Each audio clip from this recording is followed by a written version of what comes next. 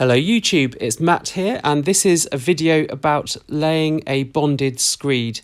It's not really a how-to, but rather it does chart how we went about the process of laying the bonded screed, including all the learning that we had to do before we started the process. The first time we did it was last summer, 2018, and we've come on quite a long way.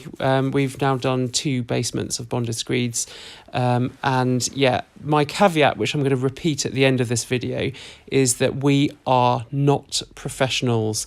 This is not a professional telling you how to lay a bonded screed, so please bear that in mind.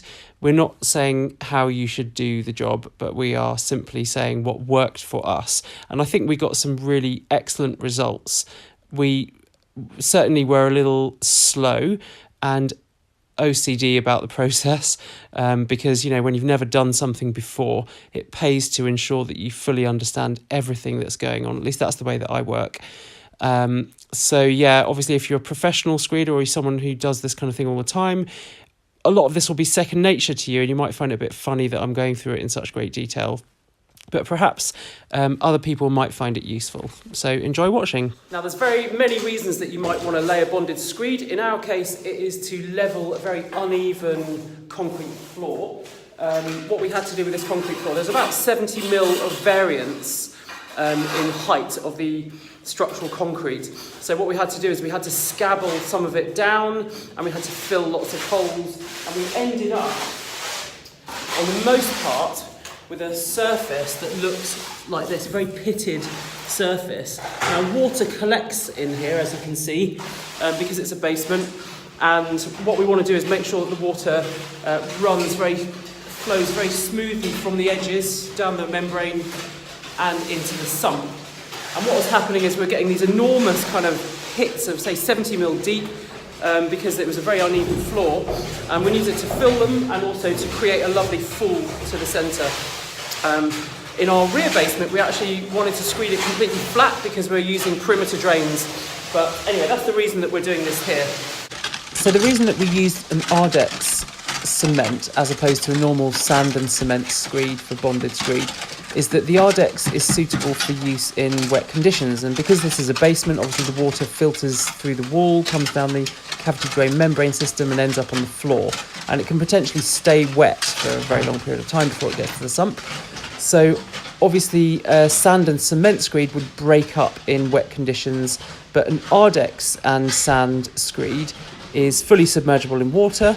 So they are used in swimming pools, etc. And the difference between the A29 and the A38, well, the end result is the same, but the A38 is quite a bit more expensive. And the reason for that is it goes off quicker, so it can be, you know, walked on more quickly. But even still, the A29 can be walked on after, I think it's 4 hours. So that's perfectly suitable for our needs. First of all, the tools you're going to need, and I'm going to set out the tools. There's Anna mixing in the background. I'm going to set out the tools that you're going to need. First of all, you need one of these things. This is a forced action mixer. It's called a Baron forced action mixer.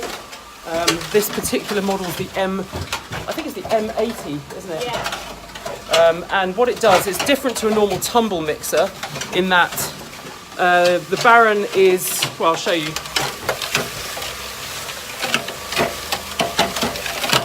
What it does is it's more like a cooking mixer, you know, like a, what do you call it, Anna? Like a Kenwood chef. Like a Kenwood chef. It's a forced action mixer, so it doesn't just rely on the movement of the tumble. It's actually got 4 arms that push around. That's why it's called a forced action mixer. This particular model, I think we can fit in about 65 kilograms, is that correct? It's called the M80, and the 80 does not refer to the number of kilograms you can fit in. But you need one of these, and we've had trials and tribulations with this thing. The first time we got it, it blew up. It has 2 capacitors in there, a starter capacitor and a running capacitor. Obviously it runs on single phase 110 voltage, and because we did not have a powerful enough converter, I'll run upstairs and show you our converter. We were using a normal 110 converter, and it was not powerful enough. And we called up Barron and they were very helpful and they told us that we needed a more powerful converter that pumps out, I think it's 10 kVA. So quick side note, this is the 10 kVA transformer. Obviously it's not required to provide 10 kVA continuous for the Barron mixer. That would be ridiculous, but it's the initial inrush of current when you start it up. But I think it is required to provide 5 kVA continuous, which is very high for a mixer. But if you think what it's doing, it kind of makes sense. So this kind is fine, and the 2 or 3 kVA ones that you can get, you know, basically the normal yellow transformers, they will not cut the mustard. So this is the first thing you've got to consider if you're using a forced action mixer. You've got to have a big transformer. These things cost around 450 quid. Maybe you can get them cheaper. When we started off, we did use the smaller transformer and a puff of smoke came out of the back of the mixer, and that set us back weeks. Actually, I touched on how we fixed it and what we did about this later on in this video. The other thing to note, which I'm attempting to show in this video quite badly, is that you need to use a short cable between the transformer and your mixer, and this is 10 meters long, this one. So the 2 ingredients that you need for this job, well, obviously there's quite a few more than 2 ingredients, but the 2 ingredients from Ardex, which I'm showing you here, are the A29, which is this bag of cement just here. Looks like normal cement, but obviously it's suitable for wet areas. Then over here on the right, we have the Ardex A18, which is the bonding slurry. So you mix the A29 with coarse sharp sand on a ratio of 5:1 in the mixer, obviously with water. And the A18 over here on the right is this kind of green stuff, which is the bonding layer. I'll show you on this video now. What you do is you paint it down on the concrete with a 4-inch brush, and it kind of sticks, and you shove the screed on top, and it forms a really strong bond. It's really good stuff. It's far superior to any other bonding slurry that we've used. And I'll tell you about the Ardex A18 a little bit in detail here. Yeah, the first thing to know is that this A18 is really expensive. It's something like 40 quid a bag, but in my experience, having used other bonding slurries, it is so worth it. It has a 15-minute open time, but the important thing is this 60-minute pot life. Yep, that's why it's so good. It says colour change prevents the application of screeds into dry bonding slurries. This is basically where the stuff changes to a darker green when it starts going off. In reality, I found this wasn't particularly useful because you can tell when it's going off because it gets a lot thicker and harder to spread on. So didn't really find that particularly useful. But yeah, the longer pot life, that is the one. That's the key. So shove the A18 down, then chuck the screed on top. So yeah, this is what the A18 looks like. So that's the powder. It's kind of a greeny stuff. Add water and it makes this stuff. Obviously that's an empty bucket, but it's like a really thick green paint, but it's really nice to use, really workable. Highly recommend. So your ratio of sand to A29 depends on how thick you're going to make your screed, your bonded screed. You can do anything from 1 to 5 to 1 to 7.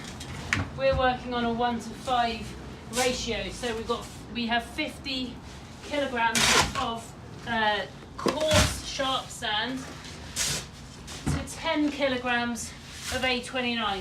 A29 comes in 20 kilogram bags, so you can just halve the bag and dose it out that way. So Anna is basically putting 10 kilograms into each. Yeah, you can get 20 kilograms into a bucket, but actually you can only get about 17 and a half. It's just easier to dose out in 10 kilogram buckets. We dose stuff out. Yeah, go on, Anna. For me, when you're doing it all day, if you try dosing 20 into these buckets, well, for me, it kills me. So basically, yeah, we dose stuff out when it comes to bonded screeds because we have to be much more careful that we get the correct mix. We don't have to be quite as careful with concrete, well, depending on how you view concrete. We are just as careful with concrete. That's why our concrete's good. That is why our concrete's good. Previous groundwork concrete was not. Anyway, we definitely dose out, and as you can see over here, Anna is going to be checking the amount. That's just below 0 to account for the weight of the bucket, and just going to be checking the amounts. Exactly 50 kilograms. Now this stuff is coarse, sharp sand. You have to be slightly careful when you're ordering it from the builder's yard because people often don't know what those words mean.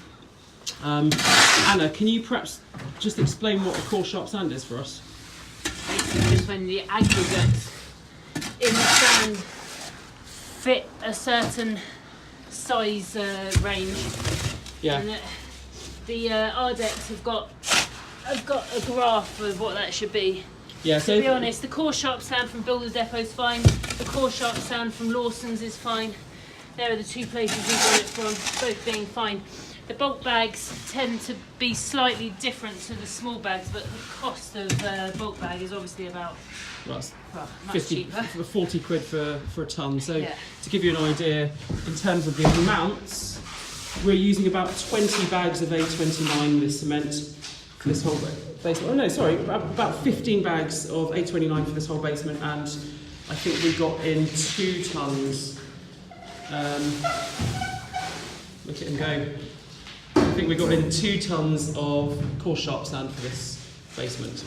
And for our rear basement, which I'm going to just quickly run over to, this was a horrible looking basement. You can see like mown grass, the strips, the screed rails that we put in, and then we laid our screed within those rails, so that's why they're in lines. But yeah, this was about 3.5 tonnes. Also in this little room as well, can't quite see. This is about 3.5 tonnes of sand. At the end of this, I'm going to put up a recipe because it's more rather like making cakes. I'm going to put up the recipe that I use for this bonded screed. It really helped me to prepare for the day of screeding. It really helped me to come to terms with the ratios and work out what our tolerances were, you know, how much we could afford to make a mistake, how much you can't afford to make a mistake. And it's useful having little reminders like, you know, how to test for the consistency of the finished mix and things like that. So I'll put that up at the end of this video. So yeah, on to the mix. You'll see that the mixer is on before you add ingredients. That's because you can add it whilst it's turned on, unlike a normal mixer. This bar here is for the chute. Obviously it's in the closed position at this stage, otherwise it would all shoot out the bottom. It's quite a good mixer, that because it's got a nice little chute that you can put a bucket under. 20 kilograms in.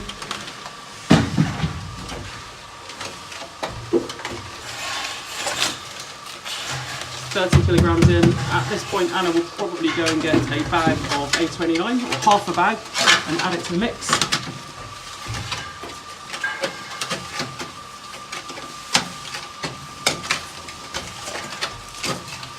You're wearing a dust mask. I tell you, women on building sites are actually very good when it comes to accuracy and, you know, being careful with stuff, unlike men who just are a little bit more impulsive and just shove stuff in. Having a female on your building site actually doing stuff is a really good way to make sure things get done properly. They're a bit more careful. Well, this is a hugely sexist generalisation I'm making, obviously, but diversity in any workplace is obviously a good thing. Isn't that right? I think you might want to get rid of all of that section. No, I'm keeping that in. It's true. Anyhow, the A29 is in, and the last bucket is in. And what we've done with this mixer is, this thing is really annoying. What it's supposed to do is, we've actually pulled this all the way out. This cage usually sits there, so that when it comes through, it all kind of passes through this stuff, but it basically slows it down loads. Stops it. It basically stops it. It's not very good design. So what Anna was doing was she was shoving her hand up, obviously with it turned off. She was shoving her hand up to have to pull it down and push it through the bloody grate. So we've actually pulled it out, which is a lot better. At one point Anna did have a small accident with a mixer and her wrist, but we won't go into that. Right, talk us through how much water we're putting in and the consistency of the mix. For a ratio of 1 to 5, so 50 kilograms of sand to 10 kilograms of A29, you can go up to 5 litres of water.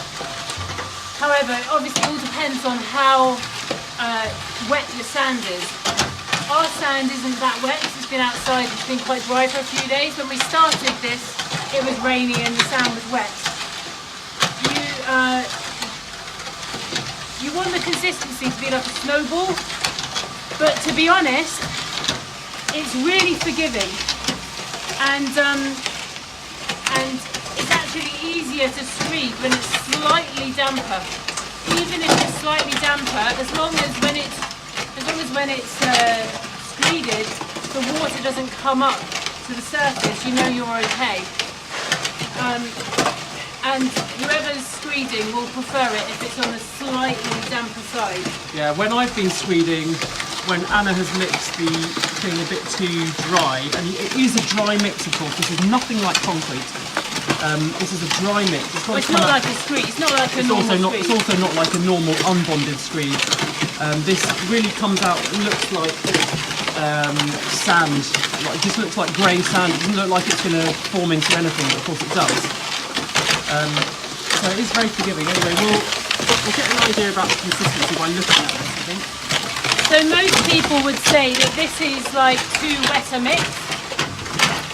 Yeah, most people would say that a bonded screed has to be a bit drier than we're doing it now. But you just got to see what works. And we've done a big basement at the back, and it's much easier to do it at this.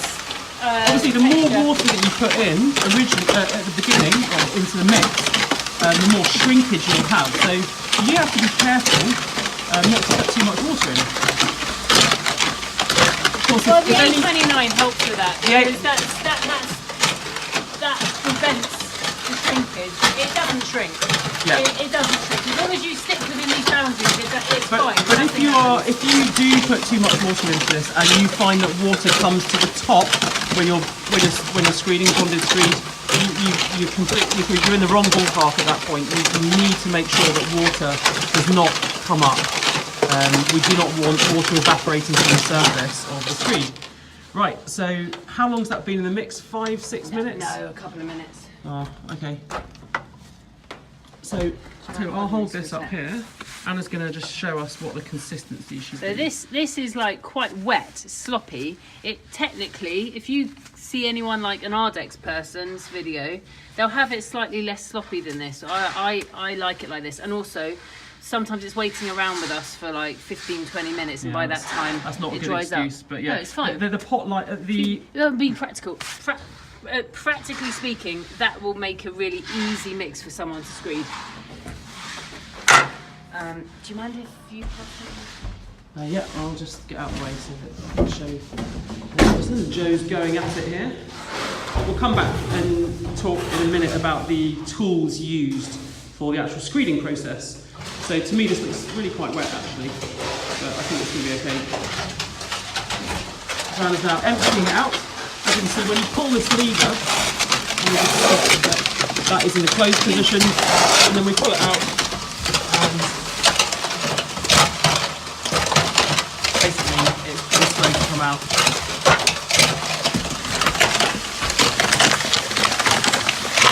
So talk us through what happens with the A18. We need 3 to 1. 3 parts A18 to 1 part water. I'm doing...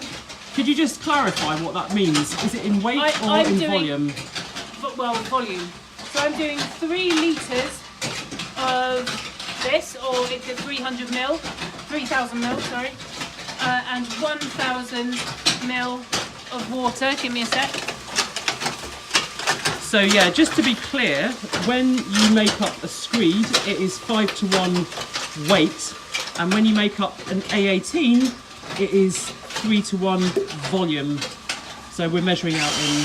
So I've got like 1,000 ml of water to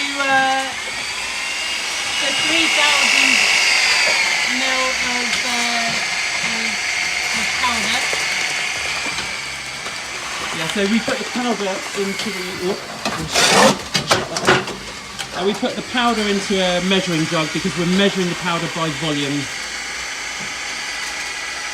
And As always with a paddle mixer, you want to get right into the corners. You do not want any dry bits left in there.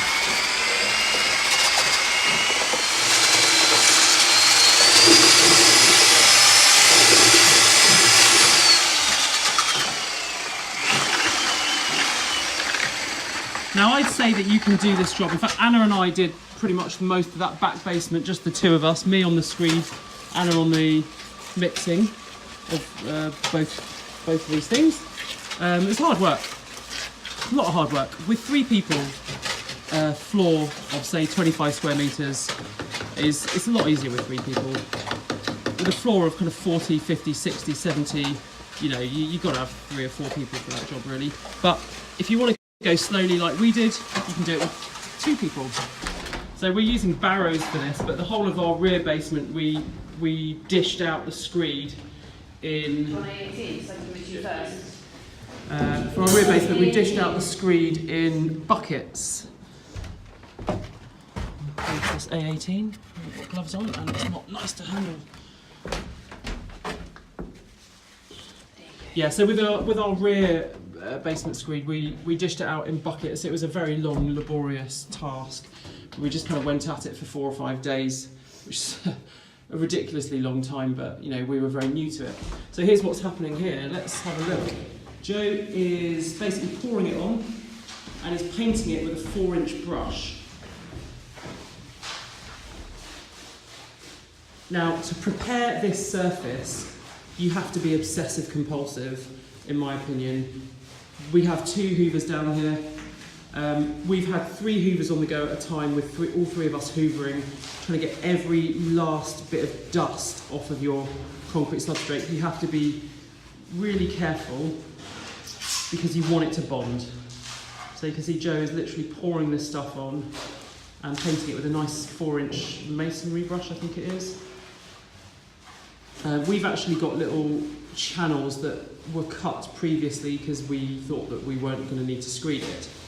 And the more time we spent looking at this basement, the more we realised that it would be a good idea to screed it flat.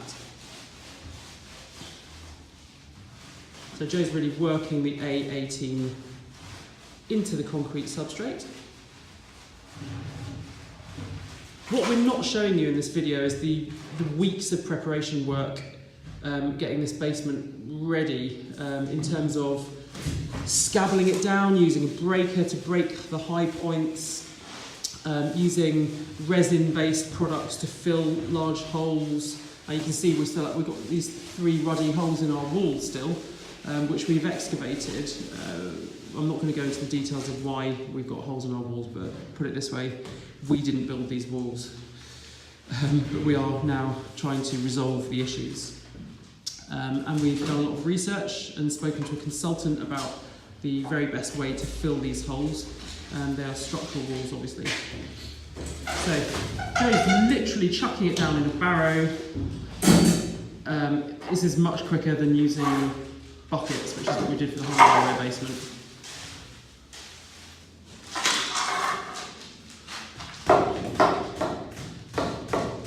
We had rails.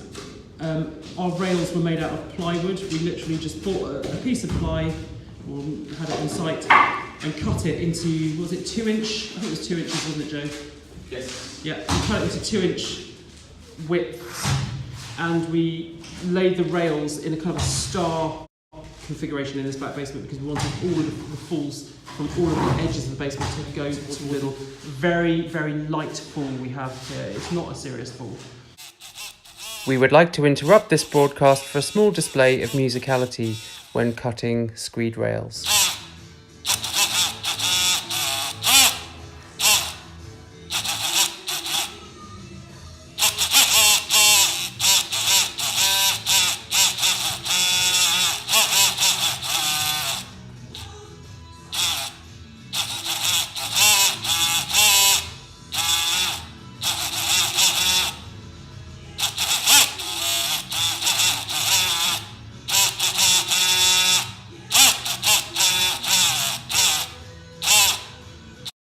Now, perhaps it's worth mentioning that because we're not professional screeders, we use these screed rails to be able to get a reference for the finished screed height. If we were professionals, we might have done it by eye or using spirit levels, but the job that we have ended up with is extremely good in terms of the accuracy. Our rear basement was done to, I think when we measured it with a laser, to within 3 to 5 mil across the entire surface of the screed, which is pretty good considering it was about 50 to 70 mil out at various points. So yeah, we are not professionals, but this is how we did it to a really high standard. So you can see that this is new screed, which Joe has floated a little bit with his metal trowel, with his metal float.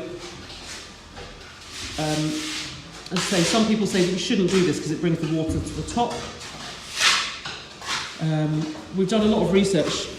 Well, no, let me put this another way. I've done a bit of Googling about whether you should really use a metal float or not with a bonded screed or with a screed.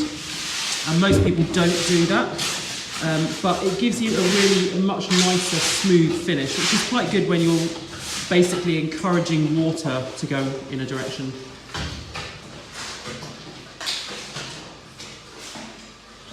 So Amazon for you, this is the consistency of the screed.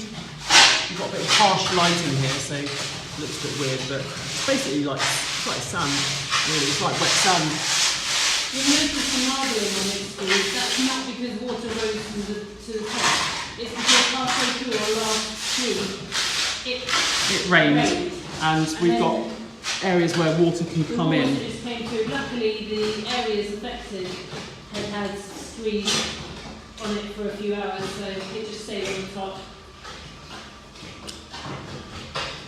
So I'm going to go through now all of the things that you need for a job of this type. So here's my little bonded screed recipe. Now don't laugh or criticise. This was my way of coming to terms with how to do a bonded screed from scratch, having never done any kind of screeding or plastering or anything like that in my life before. Completely new to building. So this was my way of learning and trying to think of absolutely everything that we might need before we started. And it's a little OCD, but I thought I'd share it with you anyway. Ingredients: A29 or A30. A38. We ended up using A29, as I mentioned before, a bit cheaper, and it did what we need. Obviously water, so get your hose lined up. A18 is the bonding slurry, which you use to mix with water. Now, there is a product called E100 from Ardex as well, which is more like a PVA glue. And to be honest, it was a lot harder to work with, so we just abandoned that immediately and got the far more expensive A18. I think previously in this video I mentioned it was £60 a bag. I think it was actually more like 30 or 40, so it's not as bad as all that. And a bag goes a really long way, so we only needed 4 bags for a 40 square metre surface. Paddle mixer, forced action mixer, 5 kilogram scales. Actually, we used the hangy scales that I showed you before. 2 litre jug. We got a couple of those, actually. They're really useful. Buckets times 4, no, 10 or 15 in the end we used. Tamper wood. Instead of using a wood tamper, I actually jumped on it with my feet because I was very worried about making sure that the bond was good and that it was very well compressed. Ply for something, not sure what that says. Cloths and white spirit for cleaning. Barren. Hose for cleaning and water supply. I think I've got that up above anyway. Plastic float. Yeah, we used 18-inch plastic floats from Builder Depot. They were around £6. 1 metre wood tamp, does that say? Large 4-inch paintbrush. Yeah, we had to buy quite a few 4-inch paintbrushes for this job. Plus 1 metre spirit level. Get a longer one than that. Prep. Hoover area and cover screws with masking tape. So these are the screws in the screed rails. Didn't bother doing that in the end. Line up 3 sand buckets and big scales. Basically, just ignore all this because we ended up doing it in the way that we showed you in this video. We prepared ingredients for a small mix and a big mix. So the reason we prepared a recipe for small mix and big mix is because our first mix that we did basically blew the mixer up, and I was very worried that we were overfilling the mixer. So I thought we should prepare a recipe for a small mix and try that out instead. The actual reason is that the power supply that we were using, the converter, the 110 converter, was not juicy enough, and ended up blowing up the starting capacitor for the motor. The starting capacitor is a capacitor that is used and it's turned off as soon as the motor is started to bring it up to speed to overcome the initial inertia of pushing those arms through the sand. I had to order it's quite a lot of work to find out the exact specifications of the capacitor, and ordered another one from Poland. Obviously they didn't make the original one anymore, so I had to basically source the right kind of capacitor. So if anyone's got any questions about that, I doubt anyone will do, but if anyone's mix has blown up, then I'm the guy to ask. So please comment in the comments of this video and I'll happily help. To finish up, I'd like to reiterate what I said before, which is that we are not professionals. I'm not purporting to be professional. If you're a professional watching this, laughing to yourself or thinking we've done it wrong in a certain way, then you're more than welcome to have those opinions, and I'd be very interested in hearing your comments, positive of course. And if you're just one of those like silly amateurs on YouTube who's pretending to be a professional and likes to criticize stuff, then you are more than welcome to comment as well. However, constructive criticism is always welcomed. This is not me telling anyone how to do a bonded screed. This is really me showing you our progress and our learning, and what we found worked best for us. And I think we got some pretty good results in terms of the accuracy of the finished result, and I think the quality of the screed, and also the process by which we came to doing it. It might be a bit kind of OCD for some people, but you know, when you're starting out doing something that you've never done before, you kind of want to make sure that everything is lined up and that you fully understand all the things that could go wrong. Of course, when you're an experienced or seasoned professional, or you have a lot of experience in an area, then these things come second nature to you and you might not think about them, but perhaps spare a thought for people starting out that, you know, they had a big learning curve. So really this video is about the learning curve that we encountered, and I hope it's been useful for anyone watching. Thanks for watching.